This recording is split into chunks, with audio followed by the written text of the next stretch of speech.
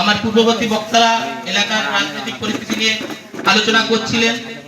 এখানে অনেকেই সিনিয়র কমরেডরা আছেন, তাদেরকে সবাইকে সম্মান রেখে আমি বর্তমান পরিস্থিতি নিয়ে দুই চার কথা বলার চেষ্টা করছি। আমরা সকলেই জানি বর্তমানে আমাদের কেন্দ্রে যে সরকার চলছে, দীর্ঘ 12 বছর ধরে শাসন করছে, তাদেরই সরকার কয়েক মাস হলো আমাদের রাজ্যে সরকার গঠন করেছে এবং এর আগে 15 বছর ধরে আমাদের রাজ্যে এক অসভ্য বর্বর তারা সরকার চালিয়েছে। তারা কিভাবে সরকার প্রশাসন চালাচ্ছে আমাদের প্রত্যেকেরই অজানা নয়। তারা মানুষের মূল সমস্যাকে ডাইভার্ট করে দিয়ে তারা ধর্মীয় বিভেদ নিয়ে তারা রাজনীতি করছে।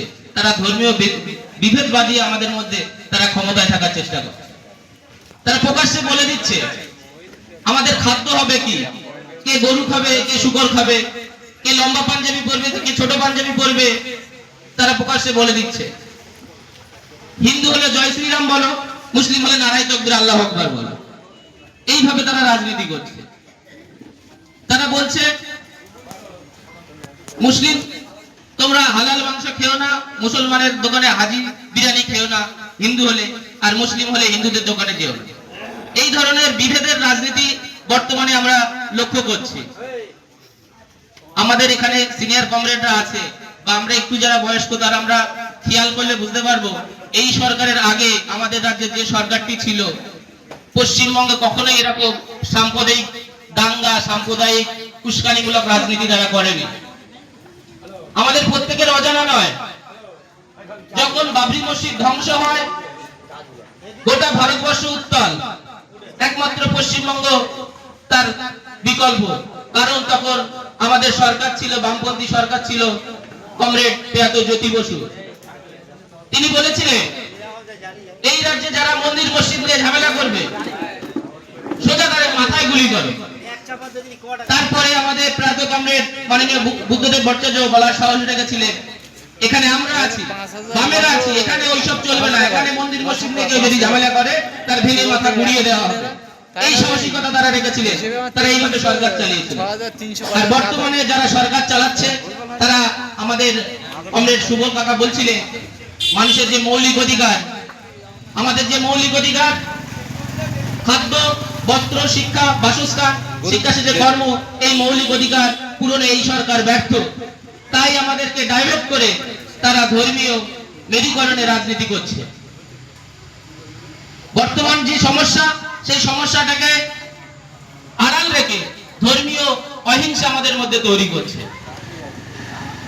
আজ বর্তমানে কৃষকরা বিপন্ন, তাদের উৎপাদনের খরচ বাড়ছে, কিন্তু তারা ফসলের ন্যায্য দাম পাচ্ছে না, তাদের ঋণের বোঝা বেড়ে যাচ্ছে। আর কিছু পুঁজিপতি, শিল্পপতি, কর্পোরেট মানুষ তারা ফুলে ফেপে উঠছে। সরকার কৃষকদের যে সহযোগিতা করার নামে সরকার বলছে আমরা কৃষকদের আয় দ্বিগুণ করেছি। কিসের মাধ্যমে করেছি? না পিএম কিষাণ দিচ্ছি, কৃষক বন্ধু দিচ্ছি, কেন্দ্র সরকার পিএম কিষাণ, রাজ্য সরকার কৃষক বন্ধু। আচ্ছা আপনারা বলুন তো, এই পিএম কিষাণ, কৃষক বন্ধু 2000 টাকা করে, পিএম কিষাণে 6000 টাকা বছরে পাওয়া যায়, কৃষক বন্ধু 2000 টাকা করে 4000 পাওয়া যায়। কোন কৃষকের আয় দ্বিগুণ হয়েছে? হয়নি। কৃষকদের যে সমস্যা, সেই সমস্যা নিয়ে কেউ কথা বলছে না। কৃষকদেরকেও ভাতাজীবী বানিয়ে ফেলেছে এই সরকার। সেই নীতির বিরুদ্ধে আমাদের লড়াই। পশ্চিমবঙ্গ কিন্তু উৎপাদনে পিছিয়ে নেই।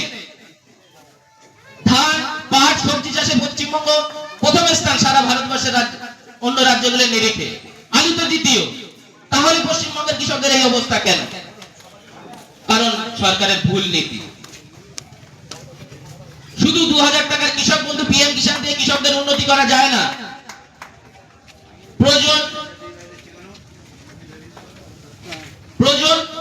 কৃষকদেরকে উপযুক্ত ইনফ্রাস্ট্রাকচার তৈরি করা। আমরা দেখেছি আলু কখনো 4 টাকা কেজি, কখনো 40 টাকা কেজি, বেগুন কখনো 10 টাকা কেজি, কখনো 100